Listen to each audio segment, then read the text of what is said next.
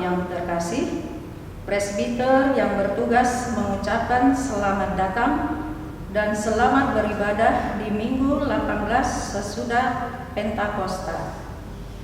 Pemberita firman pada ibadah saat ini adalah Pendeta Sulistiati Solvina. Kiranya ibadah yang kita lakukan saat ini berkenan di hadapan Tuhan. Jemaat, mari berdiri untuk menyambut firman Tuhan hadir di tengah-tengah persekutuan kita. Kita memuji Tuhan. Kidung Jemaat ayat 3 bait 1 dan 3. Kami puji dengan riang.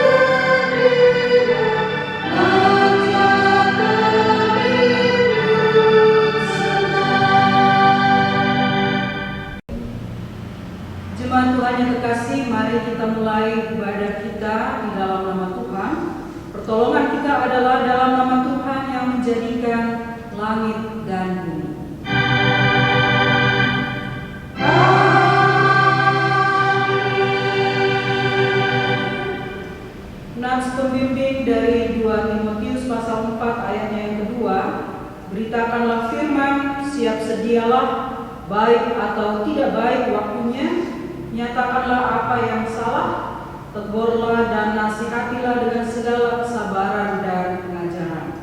Terimalah salam, kasih karunia, rahmat dan damai sejahtera dari Allah Bapa kita dan dari Tuhan Yesus Kristus menyertai kamu sekalian. Dan menyertai kamu juga.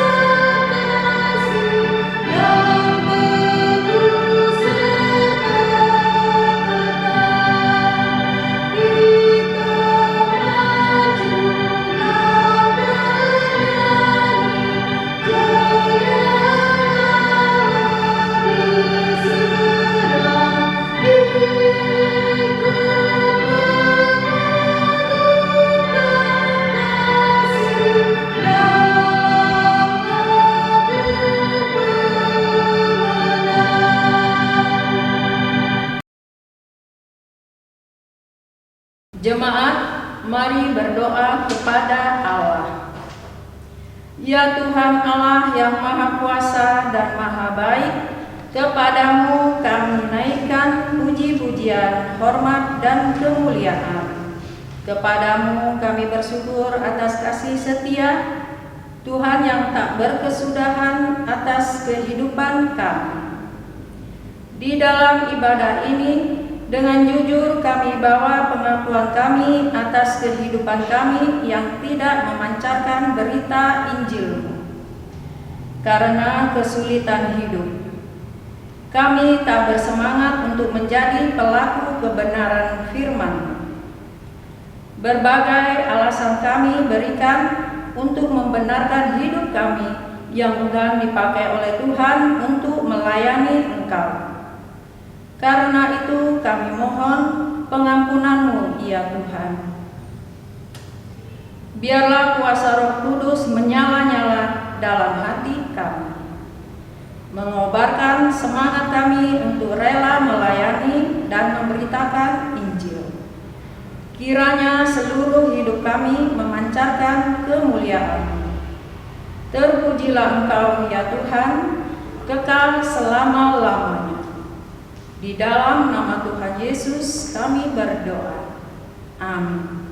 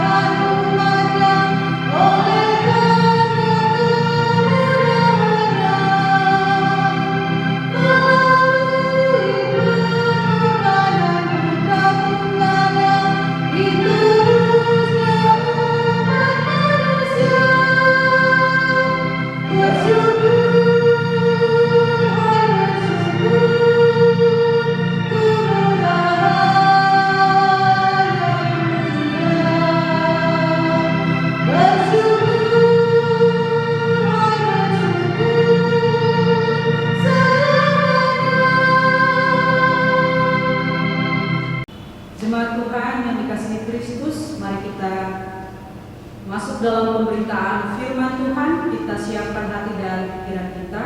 Kita bersatu di dalam doa. Kita berdoa. Ya Tuhan Allah, karuniakanlah Roh Kudus-Mu menguasai hati dan pikiran kami, agar firman Tuhan yang kami baca dan renungkan boleh kami pahami dan lakukan sebagai tanda kesetiaan kami kepadamu. Berfirmanlah ya Tuhan, di dalam nama Tuhan Yesus Kristus kami berdoa. Amin. Jemaat yang kekasih, marilah kita berdiri untuk menyambut firman Tuhan yang dibacakan dari Alkitab. Haleluya.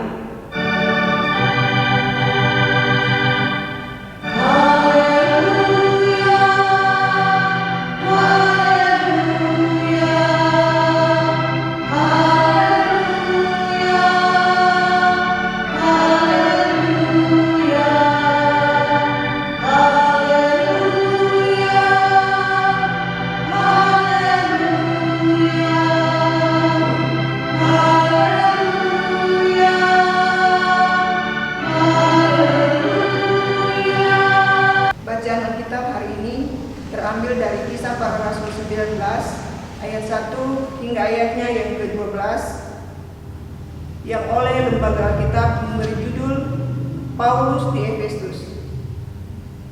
Ketika Apolos masih di Korintus, Paulus sudah menjelajah ke daerah-daerah pedalaman dan tiba di Efesus. Di situ didapatinya beberapa orang murid. Katanya kepada mereka, "Sudahkah kamu menerima Roh Kudus ketika kamu menjadi percaya?" Akan tetapi mereka menjawab, "Belum, Bahkan kami pun belum pernah mendengar bahwa ada Roh Kudus." Lalu kata Paulus kepada mereka, "Kalau begitu, dengan baptisan manakah kamu telah dibaptis?" Jawab mereka, "Dengan baptisan Yohanes." Kata Paulus, "Baptisan Yohanes adalah baptisan orang yang telah bertobat, dan ia berkata kepada orang banyak bahwa mereka harus percaya kepada Dia yang datang kemudian daripadanya, yaitu Yesus." Ketika mereka mendengar hal itu, mereka memberi diri mereka dibaptis dalam nama Tuhan Yesus. Dan ketika Paulus menumpangkan tangan ke atas mereka, turunlah Roh Kudus ke atas mereka, dan mulailah mereka berkata-kata dalam bahasa roh dan bernubuat. Jumlah mereka adalah kira-kira 12 orang. Selama 3 bulan, Paulus mengunjungi rumah ibadat di situ dan mengajar dengan berani. Oleh pemberitaannya, ia berusaha meyakinkan mereka tentang kerajaan Allah. Tetapi ada beberapa orang yang ditegur hatinya. Mereka tidak mau diyakinkan, malahan mengumpat jalan Tuhan di depan orang banyak. Karena itu, Paulus meninggalkan mereka dan memisahkan murid-muridnya dari mereka, dan setiap hari berbicara di ruang kuliah Tiranus. Hal ini dilakukannya 2 tahun lamanya, sehingga semua penduduk Asia mendengar firman Tuhan, baik orang Yahudi maupun orang Yunani. Oleh Paulus, Allah mengadakan mujizat-mujizat yang luar biasa. Bahkan orang membawa sapu tangan atau kain yang pernah dipakai oleh Paulus dan meletakkannya atas orang-orang sakit, maka lenyaplah penyakit mereka dan keluarlah roh-roh jahat. Demikianlah pembacaan Alkitab. Hendaklah firman Tuhan dengan segala kekayaannya diam di dalam hatimu, dan ucaplah syukur kepada Allah.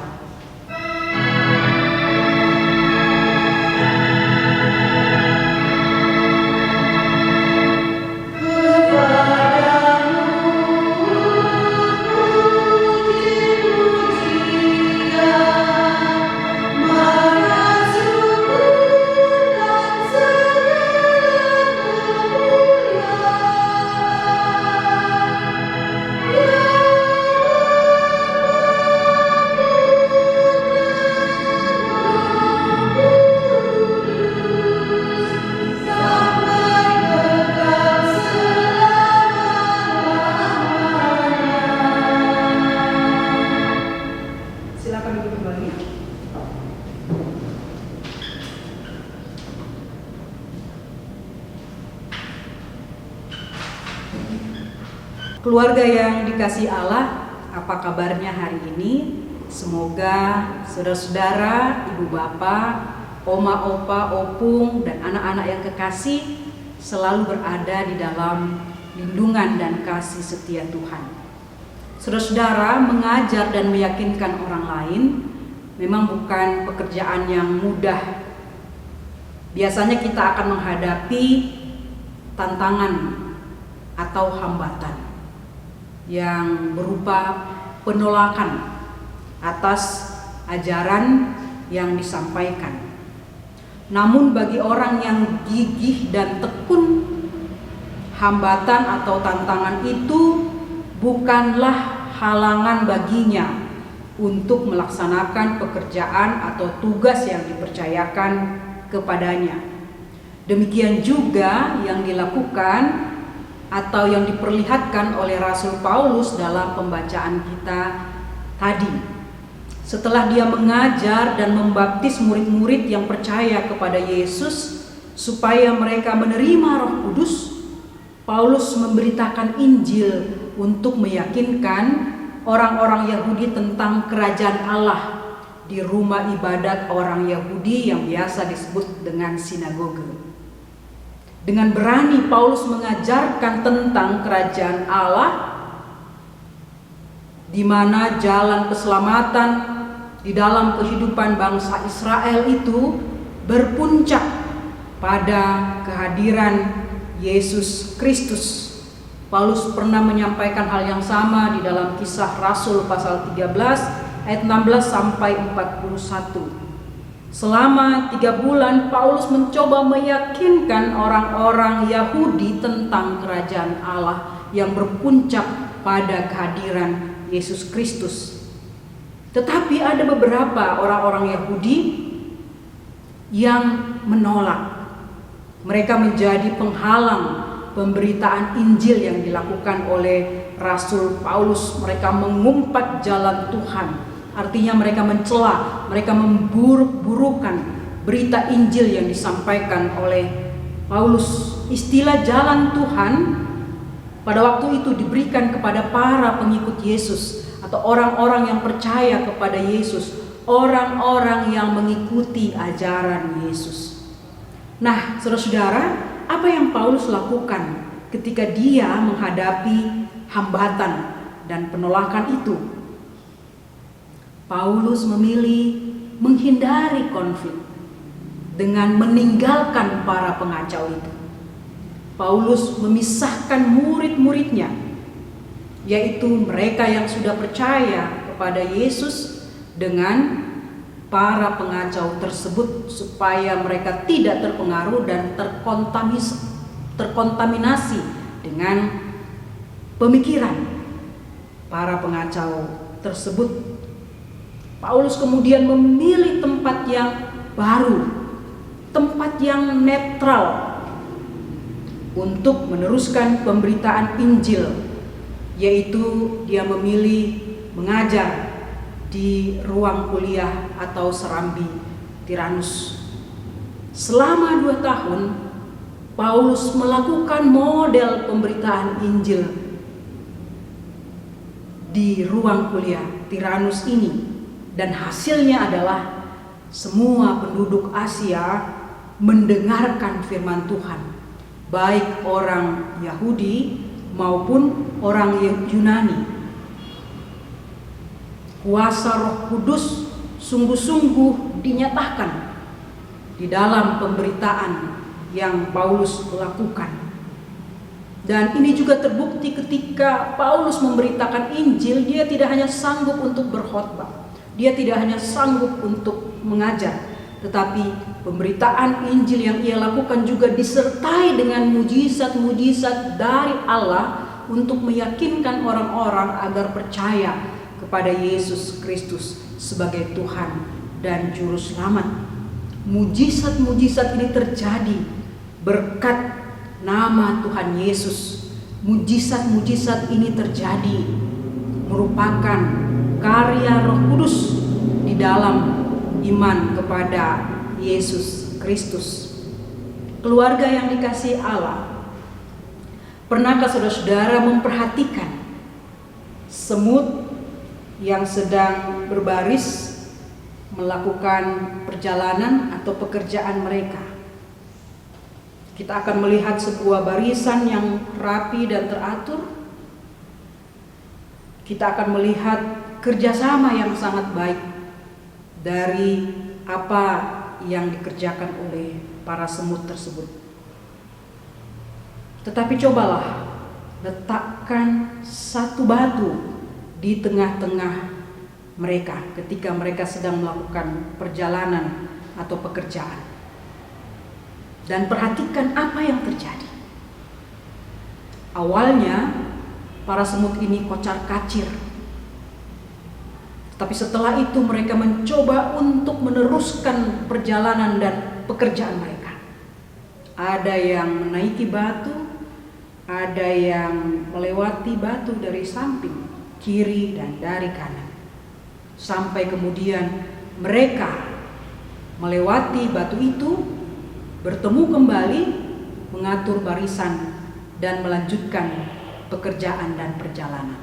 Artinya saudara-saudara, batu itu tidak bisa menghalangi dan menghentikan perjalanan dan pekerjaan yang dilakukan oleh kawanan semut tersebut.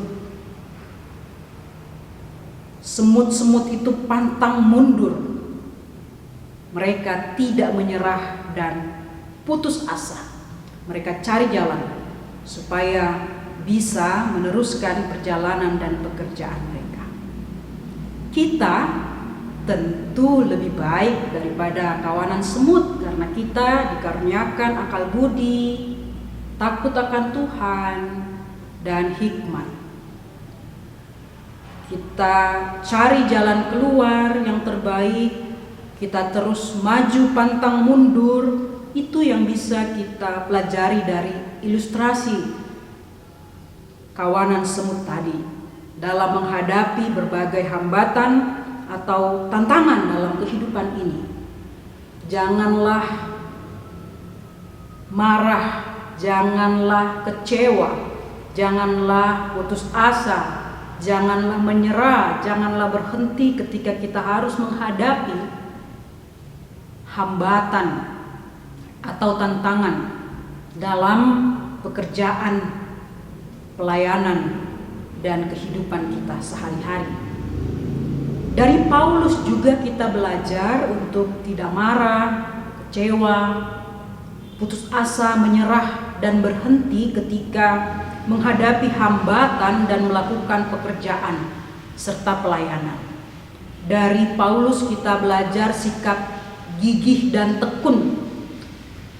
Gigih artinya rajin dan bersungguh-sungguh. Tekun artinya teguh hati, ulet dalam berusaha.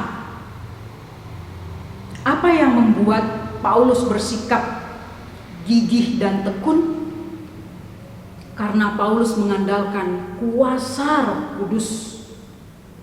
Kuasa Roh Kudus memberikan keberanian dan juga hikmat kepada Paulus. Dengan berani Paulus memberitakan Injil. Artinya Paulus tidak takut.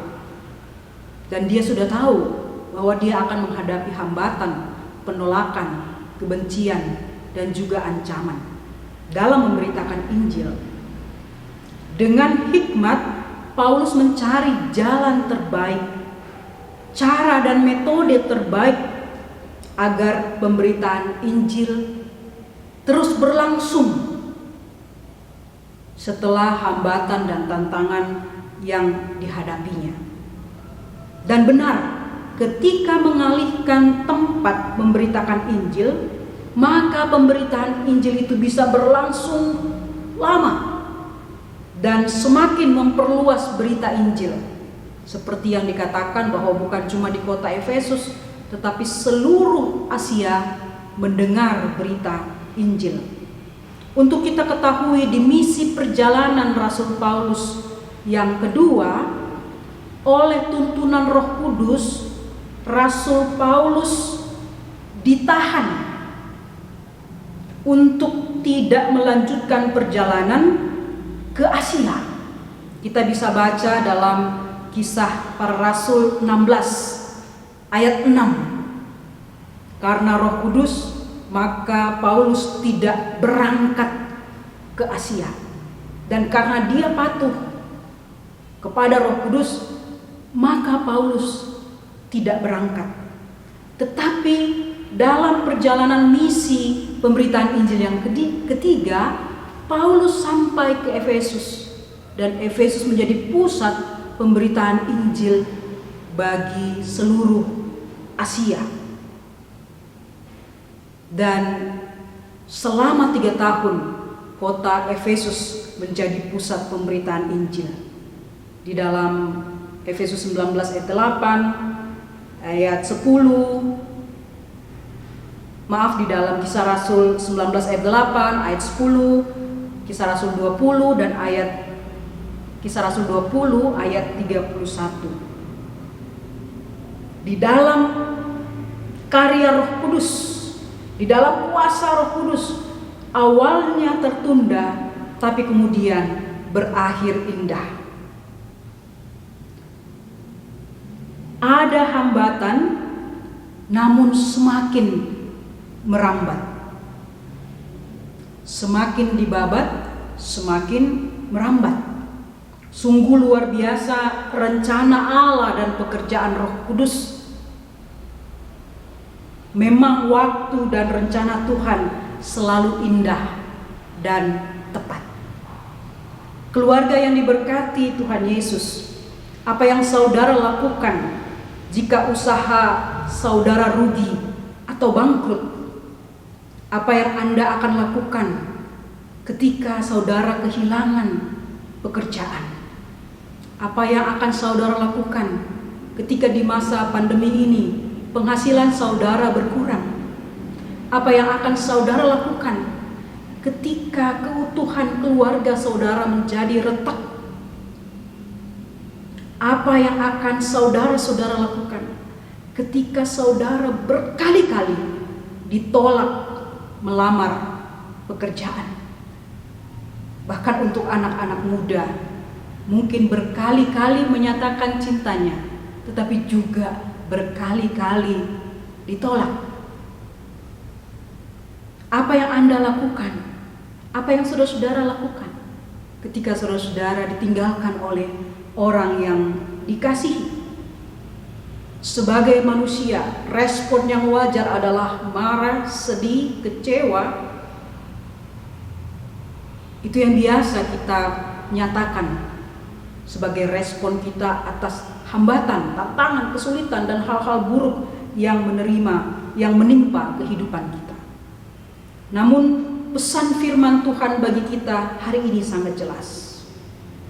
Tetaplah tekun dan gigih dalam melewati tahapan-tahapan sulit dalam kehidupan ini.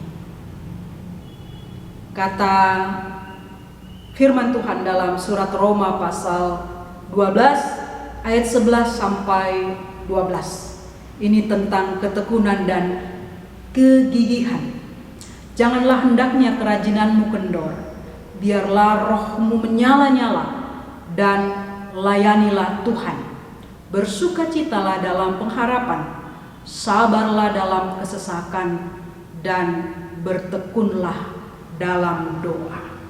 Ini sejalan dengan Amsal 17 ayat 22. Hati yang gembira adalah obat yang manjur, tetapi semangat yang patah mengeringkan tulang.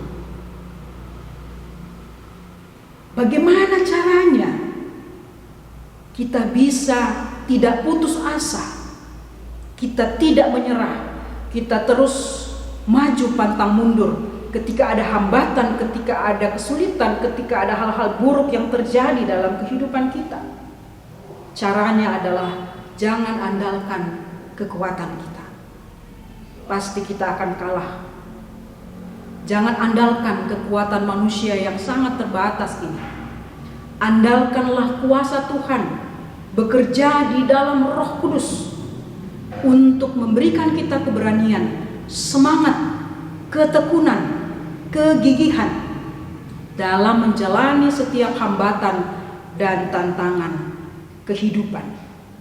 Di dalam Roma pasal 5 ayat 3 sampai 4 dan juga Yakobus 1 ayat 2 sampai 4 digambarkan bahwa kehidupan orang Kristen di dalam penderitaannya, ketika dia menghadapinya dengan sungguh-sungguh, dengan ketekunan, maka penderitaannya atau hambatan itu akan menghasilkan ketekunan. Dan kalau dia tekun, akan menghasilkan tahan uji. Dan kalau dia sudah tahan uji, itu akan menguatkan iman dan pengharapannya. Filipi 4 ayat 13, ayat yang sangat kita kenal sekali, menyatakan, segala perkara dapat kutanggung di dalam Dia yang memberikan kekuatan kepadaku. Percayalah, Tuhan telah merancang dan menetapkan waktu serta rancangannya yang indah dan terbaik buat kita. Yeremia 29 ayat 11 dan juga Pengkhotbah 3 ayat 11 menyatakan hal itu, bahwa Tuhan selalu merancangkan hal yang terbaik dan waktu Tuhan itu tepat dan indah. Oleh karena itu, saudara-saudara yang kekasih, mari terus berjuang di dalam iman kita kepada Yesus Kristus. Biarlah semangat, keberanian, hikmat, kegigihan, dan ketekunan senantiasa menjadi bagian kehidupan kita. Dan percayalah, kita tidak berjuang sendiri. Ada kuasa Roh Kudus Tuhan yang menyertai kita sehingga kita memperoleh kemenangan, keberhasilan bersama dengan Tuhan. Tuhan Yesus memberkati kita sekalian. Amin.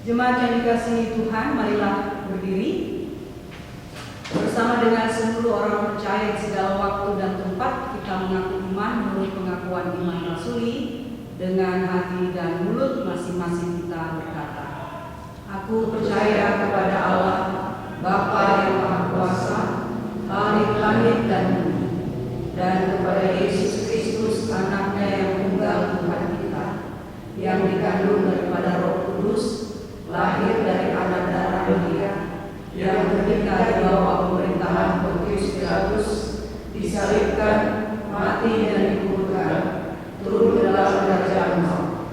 Pada hari yang ketiga, bangkit pula dari antara orang mati, naik ke surga, duduk di sebelah kanan Allah, Bapa yang Maha Kuasa, dan akan datang dari sana untuk menghakimi orang yang hidup dan yang mati.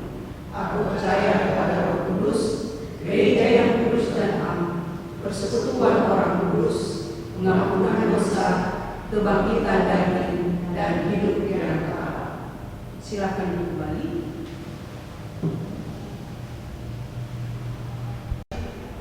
Jemaat yang terkasih dalam Yesus Kristus, kita naikkan pokok-pokok syafaat kita kepada Tuhan. Mari kita berdoa.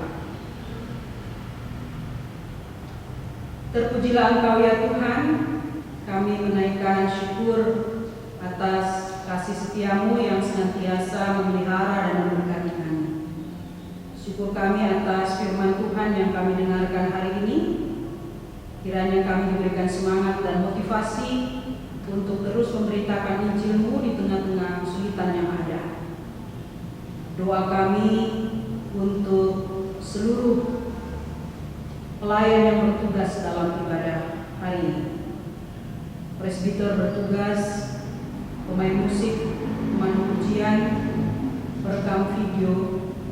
Tuhan, Engkau memberkati kehidupan mereka satu persatu dan keluarga mereka. Karuniakan kesehatan, rezeki di tengah-tengah kehidupan mereka masing-masing. Ya Bapa, doa kami untuk seluruh jemaat-Mu yang beribadah di rumah masing-masing pada saat ini. Engkau juga memberkati rumah tangga mereka dengan rezeki, dengan kesehatan bagi tiap-tiap anggota keluarga, baik oma, opa, ibu, bapak, pemuda, teruna, dan anak-anak sekalian. Kerukunan, kedamaian hidup di tengah-tengah keluarga, karuniakanlah ya Tuhan bagi jemaat-Mu sekalian. Secara khusus kami berdoa untuk keluarga S. Nainggolan dan keluarga M. Simangunsong. Tuhan peliharakan keluarga ini di tengah-tengah kesulitan yang ada, dan biarlah damai sejahtera berkat-Mu memelihara kehidupan mereka setiap saat. Doa kami buat setiap orang yang bersuka cita di pekan ini, baik yang berulang tahun kelahiran, perkawinan, maupun sukacita karena keberhasilan usaha, pekerjaan, dan sebagainya. Secara khusus buat saudara-saudara kami yang berulang tahun dalam minggu ini, Clara Malau, Sarah Herlina Patbebe, Maju Bantuan, Nesdiana Manal Silaban, Sela Tesalonika, Randi Octavianus. Tuhan melimpahkan berkat bagi perjalanan kehidupan mereka di usia yang baru ini, dan kiranya ketaatan, kebaikan senantiasa mereka pancarkan di tengah-tengah perjalanan kehidupan mereka. Doa kami buat mereka yang sakit, Tuhan memberikan kesembuhan. Bagi mereka yang berduka, Tuhan menghiburkan. Mereka yang melayani masyarakat, baik para pemimpin kami, Satgas COVID-19, TNI Polri, tenaga kesehatan, dan setiap relawan, Tuhan melindungi dan menjaga mereka sekalian, supaya tugas dan tanggung jawab yang dipercayakan kepada mereka dapat dilaksanakan dengan sungguh-sungguh, mendatangkan kebaikan bagi masyarakat. Tuhan juga berkati pemerintah bangsa dan negara kami. Kiranya hikmat dan kebijaksanaan Engkau karuniakan bagi pemimpin kami, Tuhan, supaya mereka terus mengusahakan kesejahteraan, kedamaian, dan keadilan bagi seluruh masyarakat Indonesia. Doa kami bagi gereja-gereja-Mu, jemaat-jemaat GPIB, seluruh presbiter, dan seluruh warga jemaat. Engkau melindungi kami dan menjaga kami. Secara khusus para pelayan-Mu yang melakukan pelayanan secara virtual dan juga pelayanan yang lainnya jemaat-jemaat. Secara khusus GPIB Dunia juga. Sertai kami Tuhan dengan hikmat-Mu. Karuniakan Roh Kudus-Mu bagi kami, agar semangat pelayanan terus berkobar-kobar di dalam kehidupan kami. Dan kiranya semua yang kami lakukan merupakan tanda syukur kami atas keselamatan yang Tuhan sudah karuniakan bagi kami sekalian. Terima kasih ya Tuhan. Kami serahkan seluruh kehidupan kami ke dalam tangan kasih-Mu. Ya Tuhan, dalam kasihan-Mu kami mohon. Peliharalah kami dalam Yesus Kristus yang telah mengajar kami berdoa. Bapa kami yang di surga, dikuduskanlah nama-Mu, datanglah kerajaan-Mu, jadilah kehendakmu di bumi seperti di surga. Berikanlah kami pada hari ini makanan kami yang secukupnya, dan ampunilah kami akan kesalahan kami, seperti kami juga mengampuni orang yang salah kepada kami. Dan janganlah kami ke dalam pencobaan, tetapi lepaskanlah kami daripada yang jahat.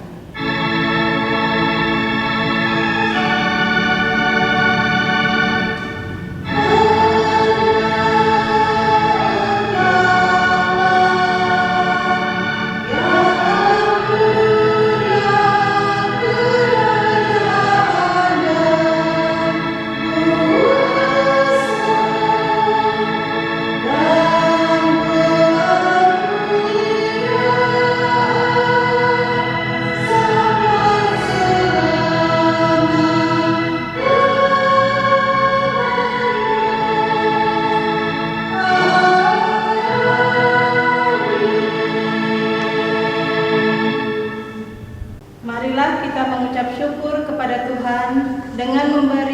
persembahan kepadanya.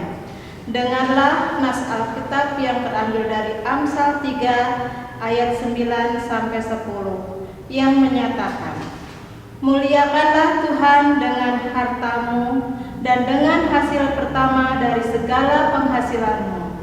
Maka lumbung-lumbungmu akan diisi penuh sampai melimpah-limpah, dan bejana pemerahmu akan meluap dengan air buah anggurnya.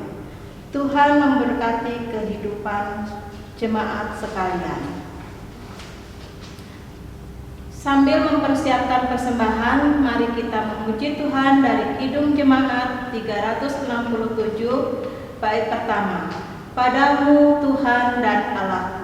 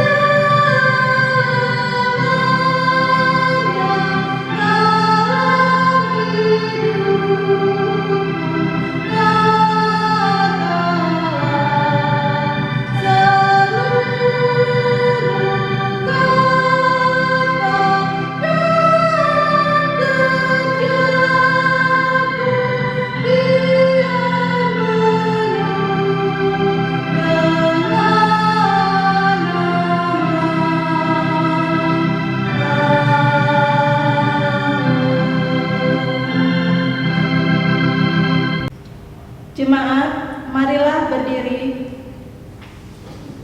untuk menyerahkan persembahan ini kepada Tuhan dalam doa syukur. Mari kita berdoa. Ya Allah sumber berkat, kami percaya Engkau selalu memelihara hidup kami, dan ajarlah kami untuk selalu memberi yang terbaik kepadamu. Inilah tanda syukur kami kepadamu ya Tuhan. Terimalah agar dapat dipakai untuk kemajuan pelayanan, persekutuan dan kesaksian dalam jemaat-Mu dan di tengah-tengah masyarakat. Dalam nama Tuhan Yesus kami berdoa. Amin. Jemaat dipersilakan duduk kembali. Intisari Warta Minggu 4 Oktober 2020. Diharapkan warga jemaat memperhatikan beberapa informasi berikut ini.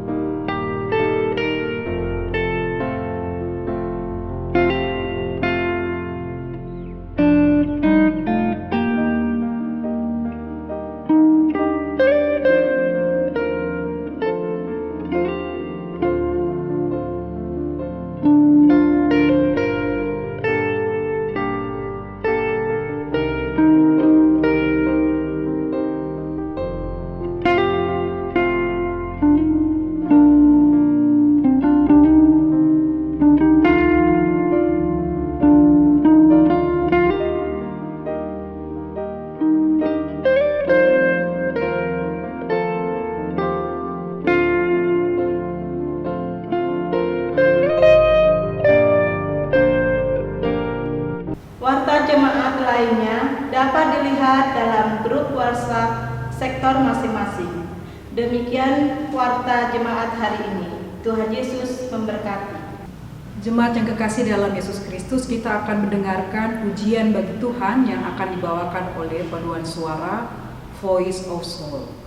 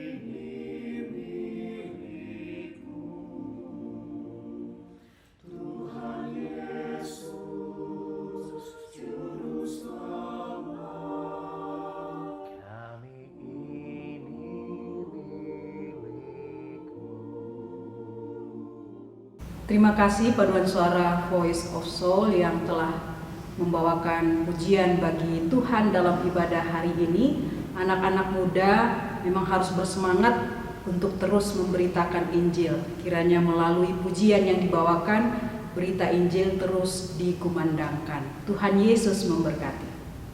Jemaat yang dikasihi Tuhan, marilah kita berdiri. Pulanglah dalam damai sejahtera dari Allah. Beritakanlah Injil melalui hidup dan kerjamu sehari-hari berdasarkan firman Tuhan yang telah saudara-saudara dengar.